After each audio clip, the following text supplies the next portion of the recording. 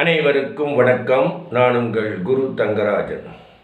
AJS அப்பா ஜோதிட சூத்திரம், ஏஜேஎஸ் ஆத்மா ஜீவா சரீரா முறையில் திருமண பொருத்தம் பார்க்க 64 விதிகள். திருமண பொருத்த திறவுகோல். திருமண பொருத்தத்திற்காகவே வடிவமைக்கப்பட்ட இறைவனால் கொடுக்கப்பட்ட ஓர் அற்புதமான விதி. பல்லாண்டுகளாக ஜோதிடம் பார்த்து கொண்டிருக்கக்கூடிய ஜோதிட வித்வான்கள் கூட தெரிந்து கொள்ள முடியாத, அறிந்து கொள்ள முடியாத, புரிந்து கொள்ள முடியாத பல அற்புதமான விதிகள் அப்பா ஜோதிடத்திலே இறைவனால் கொடுக்கப்பட்டது. இது அனைவருக்கும் பொதுவானது, ஒருவருக்கு சொந்தமானதல்ல. இந்த பிரபஞ்சத்திலே எந்த ஒன்றும் யாருக்கும் தனியாக இறைவன் கொடுப்பதே இல்லை. எதை கொடுத்தாலும் அதை அனைவருக்குமாகத்தான் கொடுக்கிறார். எவரும் தனக்கென சொந்தம் கொண்டாடி கொள்ள முடியாது.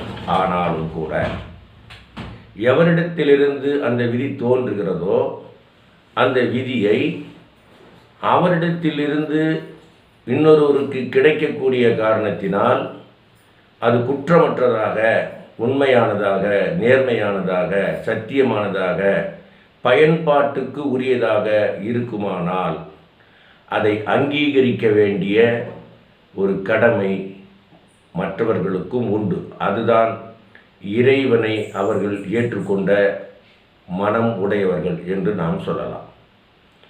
இந்த ஜாதகத்தில் எத்தனை விதிகள் எப்படியெல்லாம் இருக்குது, அப்பா ஜோதிடம் என்றால் என்ன அப்படிங்கிறதுக்கான ஒரு விளக்கம்தான். அப்பா ஜோதிட சூத்திரம் ஜோதிடத்தில் புதுமை, ஜோதிடத்தில் புரட்சி, ஜோதிடத்தில் மறுமலர்ச்சி, ஜோதிட சீர்திருத்த கருத்துக்கள் அப்படின்னு சொல்லும்போது அதுக்கான புதுமை, புரட்சி, மறுமலர்ச்சி, சீர்திருத்த கருத்துக்கள் இதில் இருக்கா அப்படிங்கிறத பற்றி நீங்கள் கவனமாக பாருங்கள். உண்மையாக பொய்யாங்கிறத நீங்கள் தெரிஞ்சிக்க முடியும். இந்த ஜாதகத்தில் பார்த்திங்கன்னா ரேவதி நட்சத்திரத்தில் பிறந்தார். ரேவதி நட்சத்திரம்னா புதனுடைய நட்சத்திரம் அப்படின்னு அர்த்தம். இவருடைய ஜன்ம நட்சத்திர அதிபதி புதன். ஒருவருடைய ஜன்ம நட்சத்திர அதிபதியை கொண்டு பலன் கூறும் முறை ஒருவருடைய ஜன்ம நட்சத்திர அதிபதியை கொண்டு தலைவிதியை தீர்மானிக்கலாம் அப்படின்னு அப்பா ஜோதிடம் சொல்கிறது. அந்த வகையில் ரேவதி நட்சத்திரம் பார்த்திங்கன்னா புதன். அவர் பார்த்திங்கனாக்கா எத்தனை கிரகத்தோடு சேர்ந்திருக்காரு? சூரியன், சந்திரன், சுக்கிரன், புதன், 4 கிரகத்தோடு புதனானவர் கூடி நிற்கிறார்.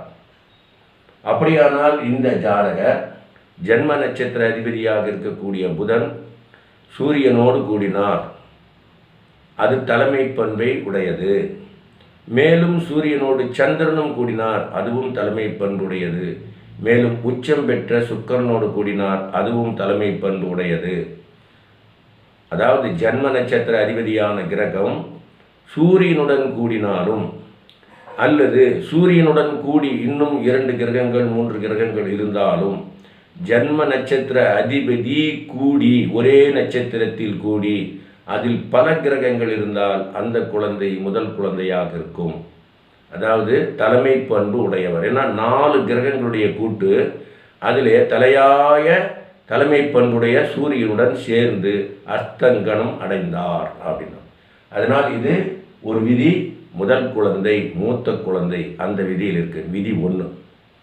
அடுத்ததாக சூரியன் அப்படி சொல்லக்கூடிய கிரகத்தோடு புதன் இணைஞ்சிருக்கார். அதாவது சூரியனில் புதன் அஸ்தங்கம் அடைந்தார். அப்போ சூரியனில் புதன் அஸ்தங்கம் அடைந்து விட்டார் என்று சொன்னால் அந்த புதனானவர் தனித்து இயங்கும் ஆற்றலை இழந்து விட்டார் அப்படின்னு அர்த்தம். இது ஒரு விதி. 2வது விதி. 3வது விதி, புதன் சூரியனில் அஸ்தங்கம் அடைந்த பிறகு அந்த சூரியனானவர் யார் சாரத்தில் ஏறி நின்றார் என்று பார்த்தால் அந்த சூரியன் புதன் சாரத்திலே ஏறி நின்றார். ஜன்ம நட்சத்திர அதிபதி புதன், அவர் சுயசாரம் பெற்றார். அவர் சூரியனுடன் கூடினார், தன் பலத்தை சூரியனிடம் இழந்தார். சூரியன் புதன் சாரத்திலே ஏறி நின்றார். எனவே சூரியன் புதன் சாரத்திலே ஏறி நிற்கக்கூடிய காரணத்தினால் சூரியன் என்ற நட்சத்திராதிபதி கிருத்திகை, உத்திரம், உத்திராடம் நட்சத்திரத்திலே பிறந்தவர் இவருக்கு கணவனாக வந்தால் இவரும் கணவனும் மனைவியும் பிரிய மாட்டார்கள். காரணம், புதன் சூரியனில் அஸ்தங்கமாகிவிட்டார். புதன் சூரியனுக்கு கட்டுப்பட்டவர். விதி 3. விதி 4, ஜன்ம நட்சத்திர அதிபதி, அதாவது ஆணினுடைய ஜன்ம நட்சத்திர அதிபதி. இப்போ இந்த பக்கத்தில் இருக்கக்கூடிய ஜாதகம் பார்த்தீங்கன்னாக்கா உத்திர நட்சத்திரத்தில் பிறந்தவர் கணவன். அவரை தான் இவர் கல்யாணம் பண்ணிக்கிட்டார். உத்திர நட்சத்திரம். அப்போ சூரியனை திருமணம் செய்து கொண்டார் புதன். அப்போ சூரியனை திருமணம் செய்து கொண்ட புதன் பிள்ளை பாக்கியத்தை பற்றி பார்க்கும் பொழுது கணவனாக வந்த சூரியன் அவர் ஏறி நின்ற நட்சத்திராதிபதி புதன் நீச்சம் பெற்று காணப்படுகிறார். எனவே சூரியனின் நட்சத்திரத்தில் பிறந்தவரை இவர் திருமணம் செய்து கொண்டால் பிரியாமல் இருப்பார். ஆனால் குழந்தை பாக்கியம் உண்டாகாது. விதி 4,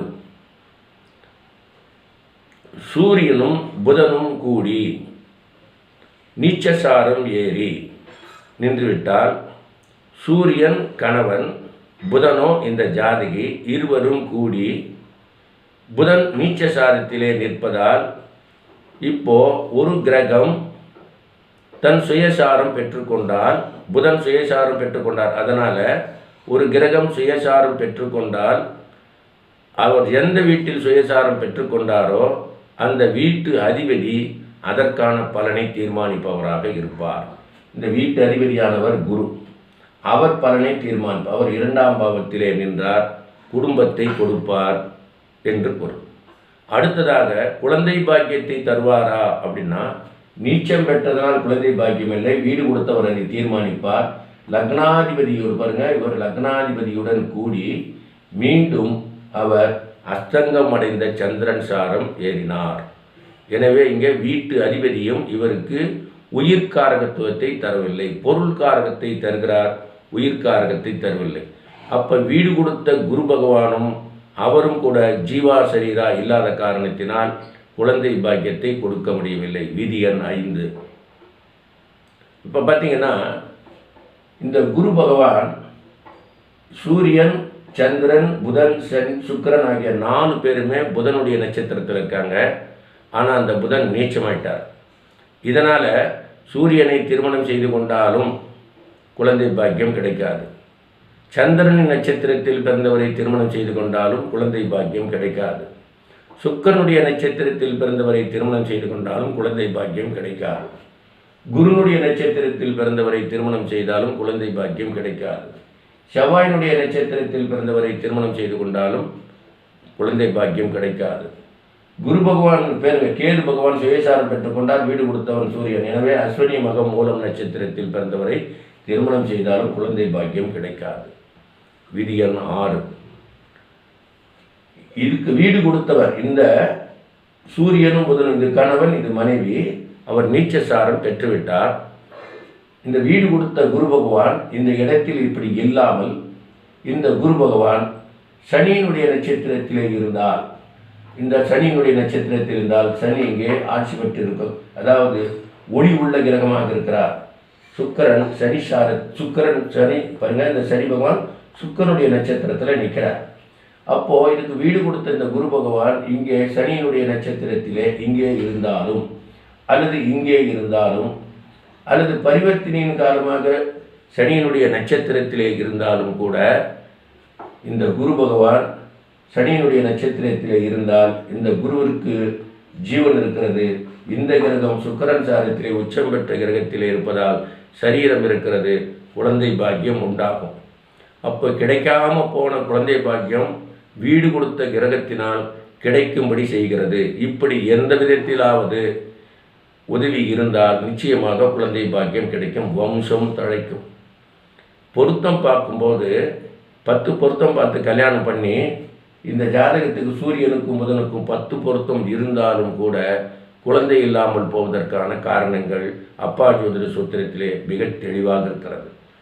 மேலும் 5ஆம் பாவ அதிபதி 6ஆம் பாவ அதிபதியுடன் கூடி நீச்சம் பெற்றாலும் அஸ்தங்கம் பெற்றாலும் 6, 8, 12 மறைந்தாலும் அந்த வீட்டு அதிபதி அவருக்கு மறைந்தாலும் பலனற்று போனாலும் நோயுள்ள உடம்பாக இருக்கும்.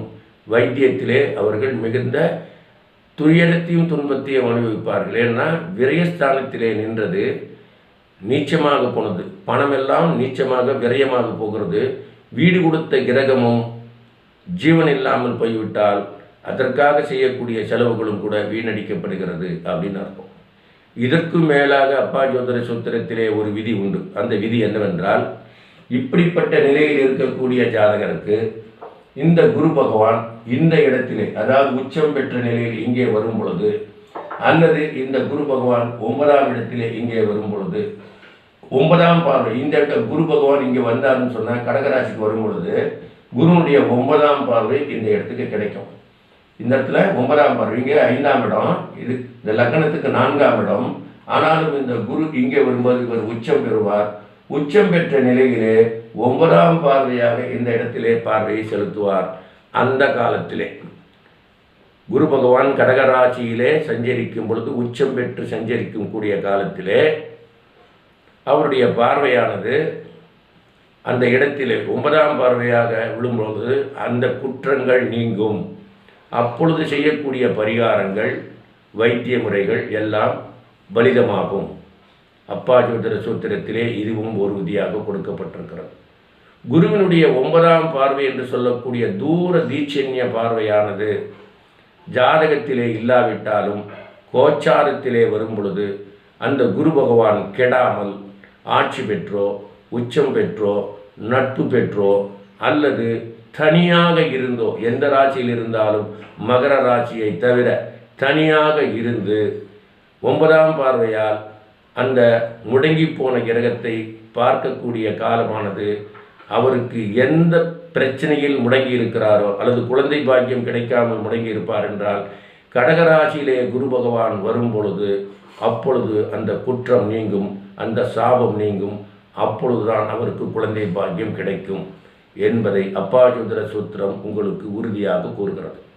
இப்படித்தான் அப்பா ஜோதிட சூத்திரமானது 64 விதிகளை கொண்டு திருமண பொருத்தம் பார்க்க, கணவன் மனைவி பிரியாமல் இருக்க, வம்சம் தழைப்பதற்கு பொருத்தம் பார்க்கும் வழிமுறைகளை வகுத்திருக்கிறது. நீங்களும் அப்பா ஜோதிடம் படியுங்கள், மணமக்களை வாழச் செய்யுங்கள், வம்சம் தழைக்கச் செய்யுங்கள். இது இறைவன் கொடுத்த வரம். நீங்கள் அப்பா ஜோதிட சூத்திரம் படிக்க விரும்பினால், கற்க விரும்பினால் 944 28 94 699 என்ற வாட்ஸ்அப் நம்பரிலே உலகின் எந்த பகுதியில் இருந்தாலும் தொடர்பில் வரலாம். காலை 6 மணி முதல் 7 மணி வரையும், மாலை 6 மணி முதல் 7 மணி வரையும், இரவு 8 மணி முதல் 9 மணி வரையும் பயிற்சி வகுப்புகள், ஆன்லைன் பயிற்சி வகுப்புகள் நடந்து கொண்டிருக்கிறது. நேர்முக பயிற்சி வகுப்பும் மாதத்தில் 1 முறை 2 முறை நடக்கும். அருகில் இருப்பவர்கள் அதிலும் வந்து கலந்து கொள்ளலாம். அப்பா ஜோதிட சூத்திரம் ஜோதிடத்தில் புதுமை, ஜோதிடத்தில் புரட்சி, ஜோதிடத்தில் மறுமலர்ச்சி, ஜோதிட சீர்திருத்த கருத்துக்களை உடையது. மிக மிக எளிமையானது, உண்மையானது, நேர்மையானது, சத்தியமானது. உலகத்திற்கு சேவை செய்வதற்காக இறைவன் கொடுக்கப்பட்ட வரம். மீண்டும் சந்திப்போம். நன்றி, வணக்கம்.